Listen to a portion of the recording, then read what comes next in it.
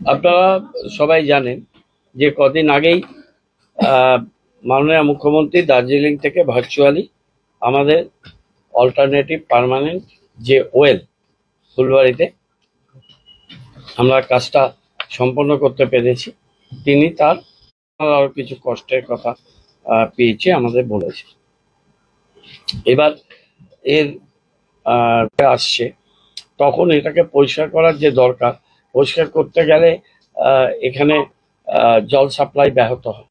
Secondly barrage cleaning এর জন্য বা ব্যারেজে অনেক সময় ক্রেন পড়ে গেছিল, গাছের গুড়ি ভেসে এসেছিল, সেগুলো ক্লিয়ার করার জন্য যখন ড্রাই করতে হয় তখন কিন্তু অল্টারনেটিভ ওয়েল না থাকার কারণ একটা অল্টারনেটিভ পার্মানেন্ট ওয়েল যেটা খুবই ম্যান্ডেটারি ছিল, কাজটা আমরা পেয়েছি ডিপার্টমেন্টকে দিয়ে করা হবে। ব্যারেজে অন্য কোনো কাজ করা প্রয়োজন হবে, কারণ অল্টারনেটিভ ওয়েল থেকে জলটা সরাসরি এখানে যে পাইপলাইন লেইং করেছে। এবং আজকে প্রেস কনফারেন্সের মাধ্যমে শিলিগুড়ি মানুষের কাছে আমাদের স্বনির্বন্ধ অনুরোধ থাকবে যে 21 তারিখে আপনারা যথাসম্ভব জল আপনারা স্টোর করে রাখলে 22 তারিখ সেই জলটা দিয়ে আপনাদের কাজ করতে সুবিধা হবে।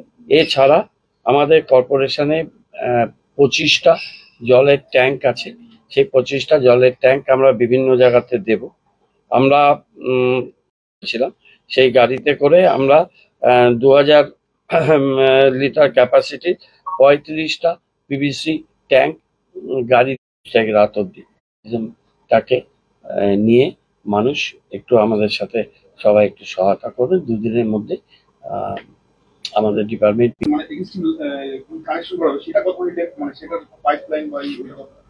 অত ডায়ার আমি বলতে পারবো না, আমাদের ইঞ্জিনিয়ার আছে তাদের জিজ্ঞেস করে না, যেটা এক্সিস্টিং আছে সেম ডায়ারেই করা আছে। প্রত্যেকটা বড় হয়েছিল শহরে, পুরসভা কতটা প্রস্তুত? কিছুই সমস্যা হয়নি, বেশি সমস্যাটা ক্রিয়েট করেছিল কিন্তু, কেননা মানুষ পুরো জল পেয়েছে। আমরা পুরো রাস্তায় ছিলাম, আমরা পুরো জায়গাতে গিয়ে দেখেছি। 2-4টা জায়গাতে একটু লাইন বেশি ছিল, বাকি জায়গাতে সেরকম লাইনও ছিল না। মানুষ জল পেয়েছিল, সেটা একটা ন্যাচারাল ক্যালামিটি হয়েছিল।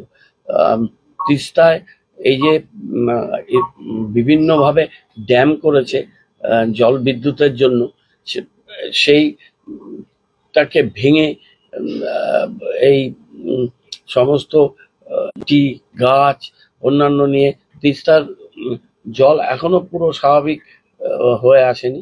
সেই সময় এই একটা এত বড় একটা জাতীয় বিপর্যয়, সেই সময় পুর নিগম সেটাকে এই সময়ের মধ্যে রেস্টোর করতে পেরেছি আমরা। এবং আমরা যেটাকে একটা ভুল খবর দেওয়া হয়েছিল যে বিষ জল খাওয়াচ্ছে ও খাচ্ছে, একটা কোনো ডায়রিয়া পেশেন্ট কোথাও রিপোর্ট করেনি। এবং জলটার যা পিউরিটির যা মাত্রা, সেই মাত্রাটা একেবারে সেফ ড্রিঙ্কিং ও সেফ ওয়াটার ফর ড্রিঙ্কিং এই সার্টিফিকেশন নিয়ে আমরা করেছি।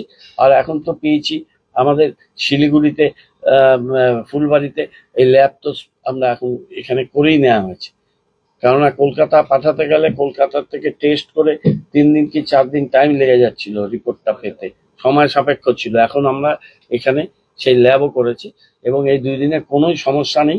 আমার মনে হয় প্রেস মিডিয়া একটু সহায়তা করলে, তাদের একটু মানসিক চাপ থাকে, দেখতে পাচ্ছি জলটা নিয়ে কোথায় একটু জলটা কম হলে সেটাকে ভালো করে ছবি দিয়ে সেটাকে একটা খবর করা।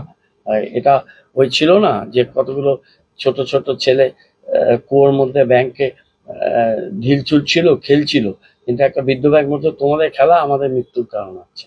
মানে তাদের এতটাই কষ্ট, সেটা যন্ত্রণাদায়ক ছিল। আমাদের কিন্তু শিলিগুড়ি শহরের মানুষ সেই সময় আমরা জলের বিষয়টা যুদ্ধকালীন তৎপরতায় যেভাবে আমরা করেছি, তারপরে সেইটাকে কোনো জায়গাতেই কেউ হাইলাইট করে, সেটা আমাদের কোনো অসুবিধা নেই, কেননা মানুষ তার অভিজ্ঞতা থেকে দেখেছে যে আমরা কতটা সক্রিয় ছিলাম। এবং এটা আমরা 1 মাস পুরো প্রস্তুতি নিয়ে এই প্রোগ্রামটা করছি। আর ওইটা কিন্তু মানে অল অন এ সাডেন ওই বিপর্যয়টা হয়েছিল, সেটা তো আমাদের কাছে কোনো আগাম খবর ছিল না। প্রাকৃতিক বিপর্যয়টা তাও সিকিমে হয়েছে, আমরা কি করতে পারি? এরপরে জলের কি স্বাভাবিক বেটার হবে আরো এটা হচ্ছে যখন তখন এই যে 4 দিন 5 দিন জল বন্ধ থাকতো, মানে দিন রাত ইঞ্জিনিয়াররা কাজ করছে, আমরা রাত্রি 2টোর সময় গিয়ে দেখছি যে এটা কি বলে ক্লিয়ার হয়েছে কিনা। এর আগে তো ক্লিয়ার করতে গিয়ে তো এরকম 72 ঘন্টা জল বন্ধ রাখতে হয়েছিল। সেই জিনিসটা হবে না। আমাদের সেকেন্ড ফেজ প্রোগ্রামটা হয়ে গেলে আমাদের পন্ড 3 মাসের মধ্যে হয়ে যাবে। পন্ড হলে ওই পন্ডের রিজার্ভারে জল থাকবে, সুতরাং এই জলের সমস্যাটা থাকছে না। এবং তাছাড়া বিভিন্ন জায়গাতে আমরা ডিপ টিউবওয়েল বসাচ্ছি, মানুষের কাছে পৌঁছাচ্ছে। তখন পর্যন্ত ডিপ টিউবওয়েল দিয়ে যেখানে যেখানে জলে অপেক্ষাকৃত জল কম, সেখানে যাতে মানুষ জলের সংকটটা না থাকে, তার জন্য আমরা ডিপ টিউবওয়েলটা করে দিচ্ছি। দ্বিতীয় পানীয় জল প্রকল্পের এজেন্সি সিলেক্ট হয়ে গেছে। আমরা সমস্ত কাগজপত্রগুলো কলকাতাতে পাঠিয়েছি। ওখানে টেন্ডার মনিটরিং কমিটি আছে, যেটা স্টেট এটা কন্ট্রোল করে। এখান থেকে আমরা সমস্ত প্রক্রিয়া করে কাগজপত্র পাঠাই। ওরা কিছু কোয়ারিজ চেয়েছিল, সেই কোয়ারিজগুলো পাঠিয়ে দিয়েছি।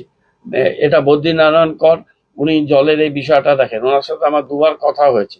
কালকেও আমি খবর নিয়েছি, ফাইলটা উঠেছে। আমার ধারণা কাল পরশু 2-3 দিনের মধ্যে ওরা ওয়ার্ক অর্ডার ইস্যু করার জন্য পারমিশনটা আমাদের দিয়ে দেবে। পারমিশনটা দিয়ে দিলে L1 যে হয়েছে তাকে আমরা ওয়ার্ক অর্ডার দিয়ে কাজটা সেকেন্ড ফেজে স্টার্ট করে দেবো। সেকেন্ড ফেজে প্রথমেই পন্ডের কাজটা করবে। ওরা বলেছে যেদিন কাজ শুরু করবে 90 দিনের মাথায় ওরা পন্ড রেডি করবে। সেটা তো ফার্স্ট ফেজে, এটা তো চলছে, এটা সেকেন্ড ফেজ। ফার্স্ট ফেজ না, ফার্স্ট ফেজ তো চলছে কবে। হ্যাঁ,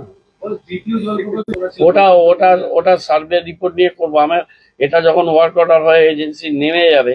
এখানে প্রচুর ঝামেলা আছে বনাঞ্চলে, ওয়াইল্ড লাইফ, পাখি বিধান, স্যাংচুয়ারি, সেই একটা ক্রিটিক্যাল জোনের ভিতর দিয়ে নেওয়া।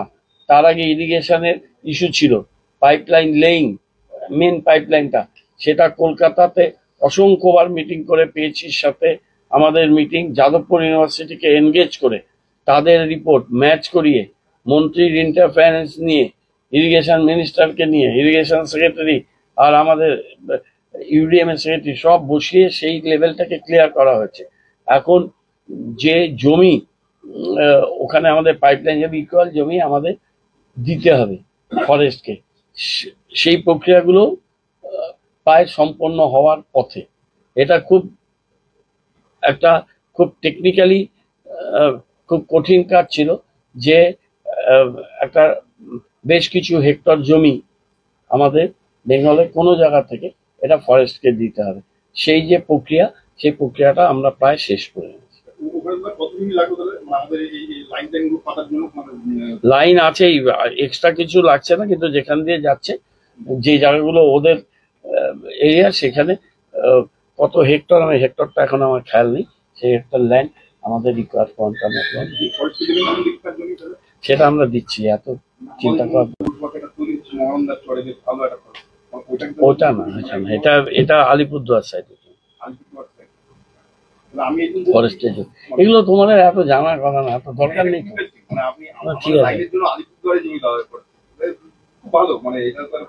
আরে এটা তো আইন, বেঙ্গলের যে কোনো জায়গা থেকে দেয়া যাবে।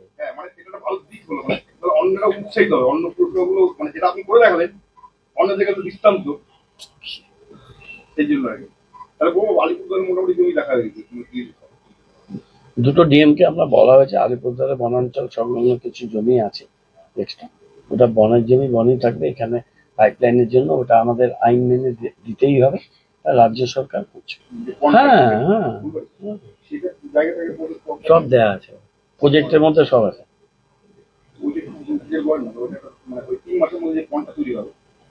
আরেকদিন বলবো, আজকে না, আজকে অল্টারনেটিভ একদিনে সব করে দিলে কালকে কি করবো। Why do 90% of Darjeeling visitors rave about Glenaries? Let's find out. Welcome to Glenaries in Darjeeling. Since the British Raj, this iconic bakery has been delighting generations with its exquisite confections. Imagine biting into a pastry that whispers tales of colonial elegance. From their famous pastries to artisanal breads, every bite is a taste of Darjeeling's rich heritage. Step inside and you're greeted with unmatched hospitality and timeless recipes. It's more than just food.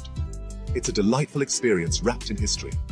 So, whether you're a travel enthusiast or a history buff, Glenaries is a must visit. Glenaries, where every moment is a taste of history. Visit us today and savor Darjeeling's oldest confectioners. Glenaries, taste the legacy.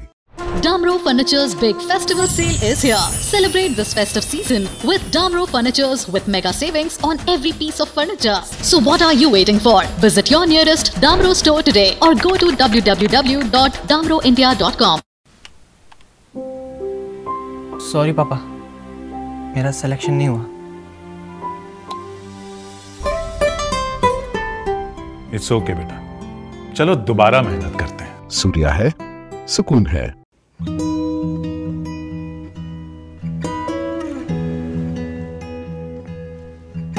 समय में रोपे को बिरु वाले बेला बेला मलजल पाए एक दिन रुख भएर फलफुल दिन्छ। त्यसरी नै एसआईपी मा ससानो रकम लगाउनु गर्दै गरी ती रकमहरू भविष्यमा ठूलो रूप लिन सक्छ एवं तपाईले धनवान पनि बनाउन सक्छ। घर बनाउन, उच्च शिक्षा लिन, सुख साधन किन्न, सम्मानित रिटायरमेन्ट जीवन जिउन, होसमा जोश मिलाई एसआईपी में लगानी गरी भविष्य बनाउनुहोस्। म्यूचुअल फंड निवेश बाजार के जोखिमों के अधीन है। योजना से जुड़े सभी दस्तावेजों को ध्यान से पढ़ें।